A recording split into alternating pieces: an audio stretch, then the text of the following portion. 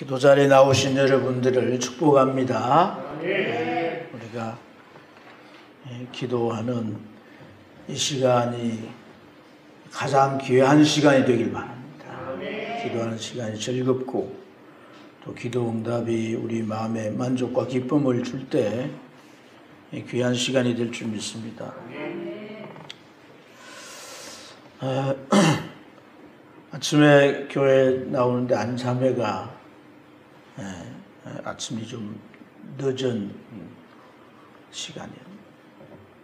지나가는데 내가 몰랐어요. 근데 이제 지나가는데 목사님 안녕하세요 하길래 돌아보니까 아는 자매. 가까이 가서 인사를 받고 가까이 가서 좀 몸이 어떠냐 이렇게 묻기도 했는데 항암 치료를 많이 받다 보니까 머리가 빠져서 나질 않았는지 뒷머리가 이렇게 다 빠졌더라고. 어쨌든 여성인데 그런 모습을 보니까 마음이 참 안 됐더라고. 그런데다가 바구니를 들고 오는데 거기 보니까 장을 봐오는 것 같아요. 그래서 참 그런 중에도 가족들 먹이려고 음식도 준비해오는 그런 모습을 보면서 기도를 더 해줘야 되겠다 그런 생각이 들었어요. 사람이 이제 이 병이 있다라고 하는 것은 참 고통스러운 거잖아요. 근데 병만 있는 게 아니고 어떤 병을 12년 동안 앓으면서 많은 의사에게도 찾아가고 다양한 약도 이렇게 먹었지만은 그 병을 나을 수가 없는 거죠. 게다가 그 병은 부정한 병이기 때문에 사람들이 그 사람 만져서 안 되는 거예요. 그도 사람을 가까이 해서는 안 되는 거예요. 그래서 이 사회적인 활동을 전혀 할 수가 없게 될 때 병으로 인하여 몸도 고통스럽지만은 마음도 얼마나 힘들겠느냐는 거예요. 마음 또한 고통스러울 거예요. 그래서 참 이러한 이 질병의 상태에서 그야말로 이제 참 숨이 지는 그 시간까지 끝까지 가야 된다는 걸 생각하면 병이 주는 짐이 아마 참 적은 짐이 아닐 거예요. 우리가 간혹 이제 문병을 가면 중증 환자들이 너무 고통스러워서 차라리 죽었으면 좋겠다 이렇게 말하는 걸 듣잖아요. 우리가 살아가면서 굳이 이런 병뿐 아니라 우리 삶에 닥쳐오는 문제들이 참 이것이 몸뿐 아니라 마음도 힘들게 하고 또 그 삶에 있어서 그것이 사회생활이라든지 인생을 살아가는데 적지 않은 무게감으로 작용하고 그런 이제 삶이 계속될 때 그것은 그 마음의 중심의 자리에 있는 고통이고 문제일 수밖에 없는 거죠. 그럴 때 참 살아야 하느냐 삶이 뭐냐 하는 그런 회의에 젖어들 수 있습니다. 오늘 우리가 읽은 이 말씀은 이제 몇 차례 읽어봤을 수도 있고 설교를 들었을 수도 있는데 이 혈류증을 앓는 여인 12년 동안 이 혈류증을 앓던 여인 세상에서는 그 병을 치유할 답이 없었어요. 하지만 주님에 대한 소문을 듣고 주님이 계신 곳을 가서 그 옷자락을 만짐으로 그 병에서 나음을 얻게 된 줄 믿습니다. 오늘 이 말씀이 주는 메시지를 간단하게 말한다면 참된 믿음, 진정한 믿음이 있다면 주님의 옷자락을 만져도 그분에게서 능력이 나와가지고 질병이면 질병, 삶의 문제면 문제, 우리 인생을 살아가는데 그 어떤 것도 그 능력이 충분히 해결해 줄 줄로 믿습니다. 여러분 오늘 그래서 이 말씀을 우리 가지고 좀 묵상해 봐야 할 두 가지 주제는 참 이 여인이 무슨 마음으로 예수님의 옷자락을 만졌을까 하는 거예요. 옷자락 자체의 능력이 나오는 거 아니잖아요. 예수님 옷도 이제 유대 어느 시장에 가서 사서 입었을 텐데, 그죠? 주님 삶이 옷을 이제 맞추는 데 가서 했고 이러지는 아마 않았을 테고, 시장에 가서 이제 옷 파는 데 가서 하나 사 입으셨을 텐데, 그 옷 자체에 무슨 능력이 있겠어요. 근데 이 여인이 무슨 까닭으로 예수님의 옷을 만지면 내가 정말 지금까지 낫지 못한 이 병이 나을 거다라는 생각을 했을까? 이런 문제에 대해서 아주 심오하게 연구를 해가지고 해석을 하고 주장하는 그런 얘기가 있어요. 여인이 만진 부분이 특별한 부분이란 거예요, 옷에. 여인이 주님의 옷을 만졌는데 아무 부분을 만진 게 아니라 특별한 부분을 만졌는데 그 부분이 어디냐면 우슬이란 데는 거예요, 우슬. 술이라는 것은 옷에 이렇게 달려있는 줄끈이잖아요, 그죠? 그걸 만졌다는 거예요. 그걸 만졌기 때문에, 그래서 옷가라고 해서 그건 맞다는 거죠. 그래서 그걸 만졌기 때문에 능력이 나갔다. 그런데 그거 만진다고 왜 능력이 나가는가? 그래, 그 근거를 유대인들은 우슬을 짤 때 그냥 짜는 게 아니에요. 겉옷에 이제 달리는 우슬인데 그 우슬을 짤 때는 대개가 613가닥의 줄로 꼬아서 짭니다. 왜 613가지 줄로 짰냐면 율법이 몇 가지예요? 율법이 몇 가지예요?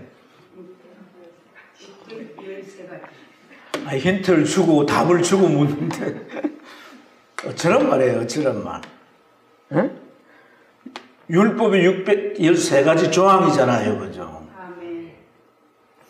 그러니까 그걸 가지고 꼬아가지고 만들었고, 이 옷을 또 이제 이 옷을 이제 덮는 것으로 만들어가지고 기도할 때 때로는 덮기도 한다는 거예요.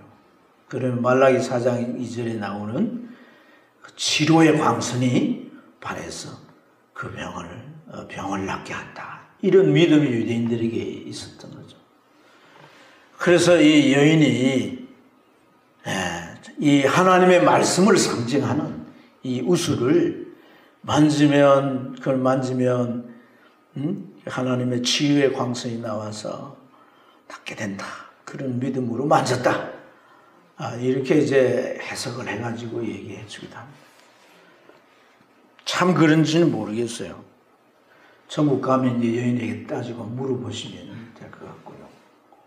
근데 오늘 이 말씀을 자세히 보면 여인이 그런 걸 다 알고서 만져 설 수도 있겠지만은 오늘 여기 이제 우슬이라고 하는 것은 옷 끝에 달려 있는 거거든요. 옷 끝에. 여인이 걸어가서 주님 만졌을 거 아니에요. 뒤로 가서 오늘 여기 이제 44절을 보면 뒤로 가서 그 옷에 손을 댔다고 했습니다. 아랫부분에 있을 텐데 그러면 이렇게 주님이 가시는데 그 주님의 아랫부분으로 뭘 만지려고 하면 이상하게 생각하지도 않겠어요. 그런데 그런 이제 그 행동을 하기에는 여러 가지 참 제약이 있을 수가 있습니다. 더 중요한 것은 오늘 이 능력이 옷에서 나간 게 아니라 주님 자체에서 나갔다는 거예요. 어디를 만졌어도 주님 자체에서 능력이 나간다면 그 여인의 믿음을 보시고 주님은 고쳐 주실 줄로 믿습니다. 그러니까 이 여인이 이 옷자락을 굳이 만진 것은 오늘 이 병은요, 레위기 15장이나 민수기 5장에 의하면 부정한 병으로 그렇게 규정을 해요. 그래서 이 병이 이제 이 피고름이 섞여서 흘러나오는 유출병인데 부정하기 때문에 사람들이 가까이 하지도 못하고 만져서도 안 되는 거예요. 근데 다른 사람을 만진다, 이 여인이. 그럼 그 사람도 부정하게 만드는 거잖아요. 이러한 상황을 만약에 제자들이나 주변 사람 예수님을 따르는 자들에게 부탁을 해가지고 한다면 거기서부터 제재가 돼가지고 주님을 아마 만지지 못했을 것이란 말이에요. 그래서 오늘 이 여인이 이제 참 주님을 내가 만지면 주님에게 이제 가서 내가 이런 병 걸렸다 이렇게 해서 고침받는 것은 너무나도 어려운 상황인 거예요. 가기도 전에 차단이 될 수도 있는 거단 말이에요. 어떻게 주님을 만나러 갈까 나름 고민을 했겠죠. 내린 결론이 뭐예요? 사람들에게도 알리지도 않고 주님 옷자락만 만져도 내가 낫겠다라고 하는 그런 결론에 이르는 줄로 믿습니다. 그래서 그가 이제 이렇게 치료받고 난 뒤에 주님께서 누가 내 옷을 만졌느냐라고 묻잖아요. 베드로는 뭐예요? 사람들이 이렇게 밀치는데 누가 주님 뭐 만졌는데 어떻게 알겠냐. 지금까지 많은 사람들이 주님의 곁에 와서 닿았을 테고 또 만졌을 테고 이랬을 텐데 누가 알겠냐. 주님 뭐라고 말씀하십니까? 내게서 능력이 나갔다. 그랬을 때 오늘 여기 47절에 보세요. 여자가 스스로 숨기지 못할 줄을 알아요. 숨겼다는 거 아니겠습니까? 숨겼다. 자기 병 때문에 이것을 다 알게 해서 치료받을 수가 없으니까 숨기기 위해서 옷자락을 만지는 이것을 선택하고 믿습니다. 그러니까 옷자락을 만져도 주님은 내 병을 고쳐주실 것이다. 이런 믿음이죠. 여러분, 오늘 우리가 그런 말을 하잖아요. 사람의 심정이 아주 위급한 상황, 물에 빠져가지고 헤엄을 못 쳐. 그러면 뭐라도 잡는다고요. 지푸라기라도 잡는다는 거죠. 그죠?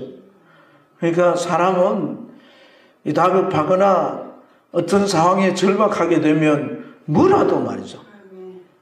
A가 아니면 B라도, 1안이 아니면 2안이라도 뭐라도 이제 그 사람이 자기의 당면한 것을 해결하기 위해서 어떤 행동이라도 하게 되는 것이 인간의 마음입니다. 오늘 밤에 정말 우리의 마음이 이 여인과 같이 주님의 옷자락이라도 한번 만져봤어요. 그래서 주님께서 가신 그 능력이 오늘 이 밤에 주 앞에 나온 나의 문제가 해결되는 데 있어서 그 능력이 내게 입혀지면 좋겠다. 내게 와닿으면 좋겠다. 내 몸을 다 이 문제를 주님이 전폭적으로 역사해 주시면 좋겠다. 오늘 우리 마음 가운데 이런 마음이 있으면 좋겠습니다. 또 하나 오늘 이 말씀 가운데 살펴보고자 하는 것은 주님의 무한한 능력입니다. 주님의 능력이 아주 무한하다는 거죠. 무한하다. 실제로 그래 했겠지만은 오늘 이 치유 사건은 어떤 과정 속에 일어난 일이에요. 그러니까 샌드위치처럼 끼어 있는 사건인데요. 회당장 야이로라는 사람이 자기 딸이 그 병이 들었어요. 근데 그 병이 아주 위급한 병이라. 그래서 예수님에게 이제 그 병을 치유해 달라고 부탁을 와서 드리게 돼요. 야이로라는 사람이. 그 예수님께서 가서 고치겠다고 약속을 하시고 같이 가게 된 겁니다. 같이 가다가 이 사건이 일어나는 거예요. 근데 시간이 지연이 되다 보니까 사람이 와서 뭐라고 소식을 전하냐면 당신 딸이 조금 전에 죽었습니다. 이렇게. 그러니까 이 회당장 야이로의 마음이 어떻게 되겠어요? 큰 낙심에 빠졌겠죠. 그죠? 주님이 조금만 일찍 가셨더라면 죽기 전에 내 딸을 고칠 수 있을 때 원망스러운 마음이 들겠죠. 아니 그 여자가 말이지. 그런 우리 딸 고치고 그 다음에 해도 되는 더 위중을 따지자면 우리 딸이 더 급한데 여자가 이게 착 끼어들어가지고 내 딸을 죽게 원망스러운 마음도 생길 수도 있겠죠. 그러나 이제 그 야이로를 향해서 주님께서 낙심하지 마. 두려워하지도 말라. 믿기만 하라. 믿기만 하라. 주님께서 믿기만 하라고 강조하십니다. 그리고 가서 이미 장례 준비를 하고 있는 사람들을 비켜가게 하시고 그 아이에게 가서 소녀야 일어나라고. 달리다쿵 우리 찬양에도 나오잖아. 그럴 때 아이가 다시 살아나게 된 줄 믿습니다. 그러니까 자, 여기 보십시오. 이 여인에게는 12년 동안 그를 괴롭혀왔던, 그리고 나을 수도 없었던 이 병을 옷자락만 만졌는데 낫다는 거예요. 이 놀라운 능력이라는 거죠. 뿐만 아니라 처음에 주님이 병들어서 모시고 갔는데 가다가 진열이 돼서 죽게 됐다는 거예요. 이미 숨 넘어갔어요. 세상 사람 아니에요. 그런데 주님께서 그 아이를 죽었지만 다시 살려내셨다는 거예요.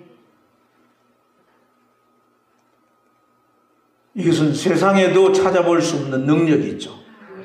그래서 주님의 능력은 참 무한한 능력이다. 슈퍼 능력자죠. 전능한 능력자. 할렐루야.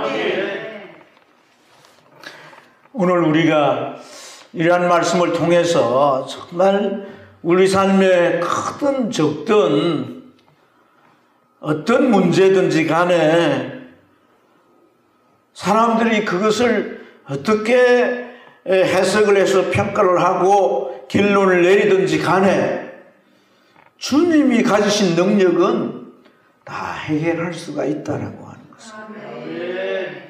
우리가 확실히 믿는 이 믿음을 우리 안에 가져야 할 줄로 믿습니다. 그래서 이 밤에 우리가 기도하실 때에 정말 오늘 이 여인과 같이 옷자락이라도 만지고자 하는 심정. 발각이 나면 돌에 맞아가지고 죽을 수도 있지만 이래 죽으나 저래 죽으나 주님께 내가 나가서 그 옷자락을 만져야 되겠다 라고 하는 우리 안에 절실함이 있기를 축복합니다. 상황이 지금보다 더 나빠지는 상황이 된다 할지라도 지금 이 상황이면 해결될 수 있겠다고 생각했는데 더 나빠지면 해결될 수가 없다고 생각하고 포기할 수가 있잖아요. 그러나 주님은 포기하지 말고 믿으라는 거예요. 믿으라. 상황에 좌우되지 말고 상황에 의해서 네 판단이 만들어지는 게 아니라는 거예요. 정말 주님의 판단은 네 믿음이란 거예요. 네 믿음. 주님이 판단하실 때 내게 이 무한한 능력을 줄 거냐 말 거냐라고 결정하실 때 상황이 문제가 아니라 네가 그런 상황이 달라지고 안 좋아진다 할지라도 정말 그대로 유지하는 믿음을 갖느냐는 게 참 중요한 거죠.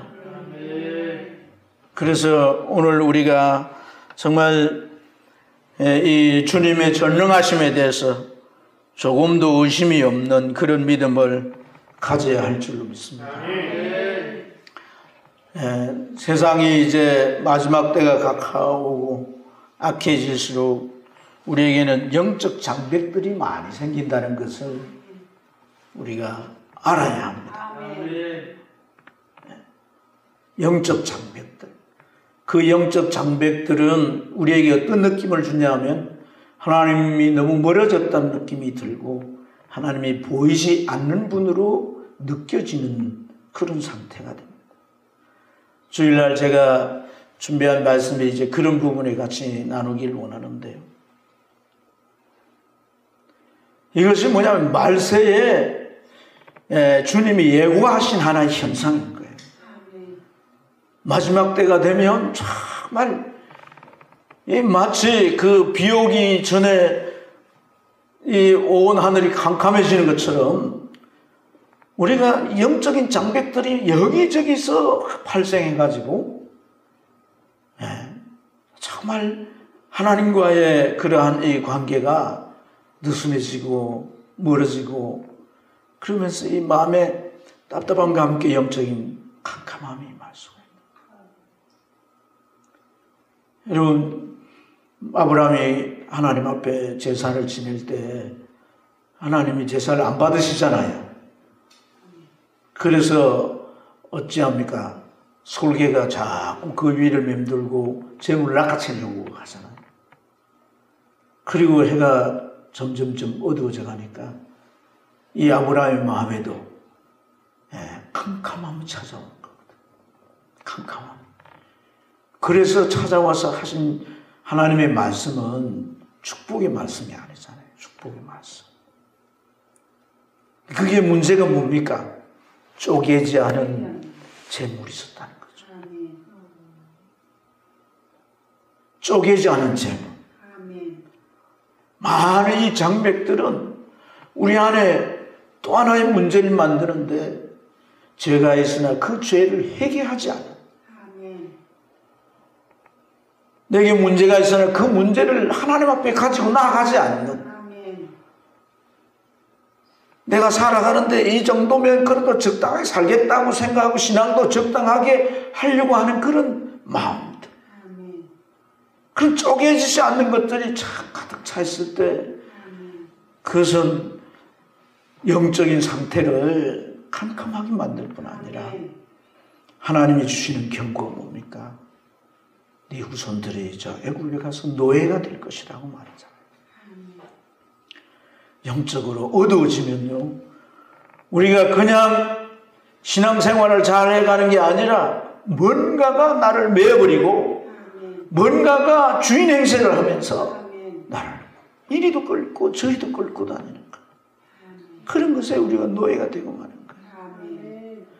그러나 아무리 영적으로 캄캄하고 어두울지라도 정말 그 재물을 쪼개야 하듯이 하나님 앞에 내 모든 연약함과 현실이나 이런 여러 가지 여건이나 불리한 조건이나 이런 걸 다 가지고 내 연약함을 하나님 앞에 그대로 가지고 나올 때 하나님은 나를 향한 그 빛을 절대로 늦추지 아니하시고 밝게 비추시면서 나와의 관계를 돈독히 하시고 내 신앙을 어김없이 거룩하시는 것입니다. 여러분, 우리 삶을 보세요. 우리가 살아가는 이 삶 속에는요, 우리의 이 믿음을 이렇게 무너뜨리고 흔드는 일들이 너무나 많죠. 내 믿음을 격려하고 세워줘야 할 대상임에도 불구하고 결과적으로 내 믿음을 흔들어 놓는 그런 일들이 우리 주변에서 수없이 일어나게 됩니다. 자기 믿음은 자기가 주님 앞에서 세워가야 하는 거지. 그 누구도 인간으로서 의지의 대상이 없음을 깨달아. 우리 신앙은 언제나 주님과 1대1의 관계 속에서 잘 세워져 가야 할 줄로 믿습니다. 내가 잘 믿어서 내 자녀가 복을 받고 자손 대대에 하나님의 축복이 오기도 합니다. 하나님의 약속이기도 합니다. 그러나 내가 오늘 주님과의 관계가 확실치 못하면 그런 덤으로 오는 복도 내게 해당될 수가 없습니다. 내가 정말 하나님 앞에 바로 섰을 때 부모의 또 선조의 그 모든 희생과 충성스러운 수고도 내게 복이 될 수가 있죠. 주님께서도 누가복음 18장 8절에 인자가 올 때 너희에게 믿음을 보겠느냐 이렇게 말씀하셨어요. 여러분, 오늘 주님은 정말 이 말씀을 통해서 우리에게 참된 믿음을 권면하고 있는 줄로 믿습니다. 세상이 마지막 때가 되었던 이 세상이 정말 끝장판 그 마지막 한 장 남은 상황이든 그게 중요한 게 아니에요. 성경 속에서 그 믿음의 사람들이 가졌던 그 믿음이 정말 내 안에서 가져질 수만 있다면 우리는 승리할 줄 믿습니다. 내 삶에 여전히 하나님의 손길이 떠나지 않고 여러분의 삶을 책임지시고 이끌어 주실 줄 믿습니다. 이 밤에 주님 옷자락이라도 만지고 싶은 그 심정으로 그런 마음을 내 안에 부어주셔서 하나님 앞에 기도하는 시간 되게 해달라고 하며 오늘 이 밤에 기도하시길 바라고, 미리 부탁하고 싶은 것은, 여러분 이제 우리가 이 코로나도 많이 완화되고 했는데 그러나 교회를 나오지 못한 성도들이 많이 있습니다. 제가 나름 신방하고 이렇게 하지만 사단은 이미 그 1년이란 세월 동안 그들을 주저앉혀 왔습니다. 참 이것은 어찌 보면 참 어쩔 수 없는 상황인데요. 그러나 우리가 하나님 안에서는 그들의 회복의 길이 있기 때문에 그들 위해서 많이 중보하는 시간을 갖기를 부탁합니다. 우리 주여 부르고 같이 기도하겠습니다. 주여!